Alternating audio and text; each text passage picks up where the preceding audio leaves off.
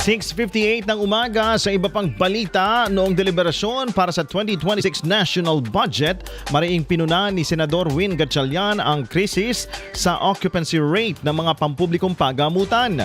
Binigyang diin niya na maraming ospital ang lumampas na sa 300% ng kanilang orihinal na kapasidad, isang malubhang sitwasyon na nangangailangan ng agarang interbensyon.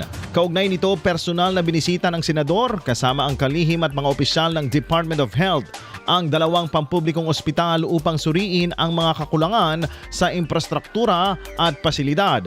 Iginiit ni Senador Gatchalian ang pagpapadali sa mga mekanismo ng pondong pangkalusugan gaya ng PhilHealth reimbursements, zero balance billing at medical assistance program upang maiwasan ang kalbaryo ng mga pasyente sa pagproseso ng tulong medikal. Aniya, dapat patuloy ang pagsusumikap na magdagdag ng mga hospital beds or hospital beds, modernong pasilidad at healthcare professionals para sa bawat Pilipino. Sa ilalim ng 2026 budget, naglaan ng 62.7 billion pesos para sa ZBB sa mga DOH hospitals, habang 1 billion pesos naman ang inilaan para sa mga LGU hospitals.